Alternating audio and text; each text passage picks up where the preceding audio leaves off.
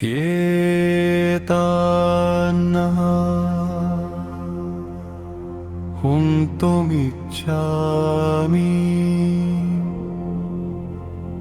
घर्ष्णतोऽपि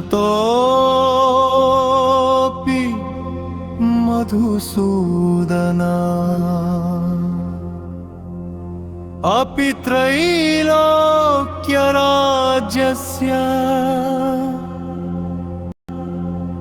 हेतो किं मही कृते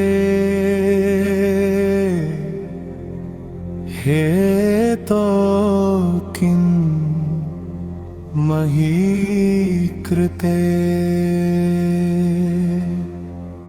ఈ శ్లోకం అర్జునుడి కరుణను, ధర్మ సంకటాన్ని తెలియజేస్తుంది. అర్జునుడు యుద్ధానికి భయపడడం లేదు. అతనికి ఎదురుగా ఉన్నవారు శత్రువులు కాదు, తన గురువులు, తన తాత, తన బంధువులు. అందుకే అతని వారిని సంహరించడానికి ఒప్పుకోవడం లేదు.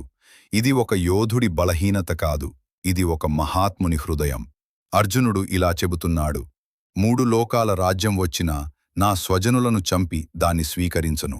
ఎంత గొప్ప సందేశమిది! సంపద కోసం, అధికారం కోసం బంధాలను కోల్పోవద్దని ఈ శ్లోకం మనకు ఉపదేశిస్తుంది.